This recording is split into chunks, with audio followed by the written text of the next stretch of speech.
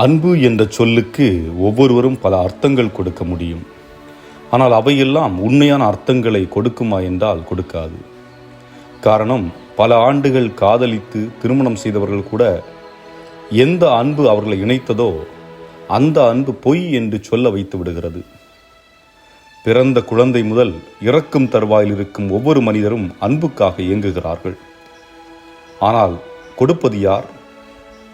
எல்லாரும் என்னை யாராவது அன்பு செய்ய மாட்டார்களா என்று ஏங்கும் காலகட்டத்தில் உள்ளோம். இதில் ஒரு சிலர் விதிவிலக்காக உண்மை அன்பை வாழ்ந்து கொண்டிருப்பார்கள். இந்த அடிப்படையில் இயேசு பேதுருவை பார்த்து, நீ என்னை அன்பு செய்கிறாயா என்று கேட்கிறார்.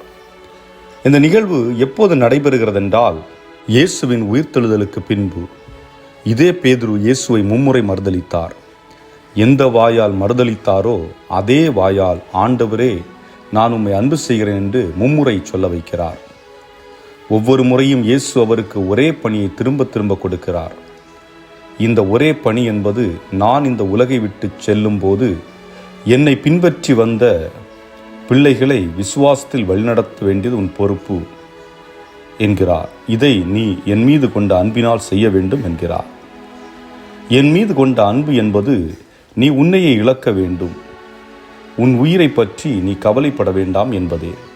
இன்றைய நற்செய்தியின் இறுதியில் இயேசு கூறுகிறார், உன் முதிர்ந்த வயதில் உன் கைகளை விரித்து கொடுப்பாய், அவர்கள் உன் கை கால்களை கட்டி உனக்கு விருப்பமில்லாத இடத்திற்கு கொண்டு செல்வார்கள் என்று கூறுகிறார்.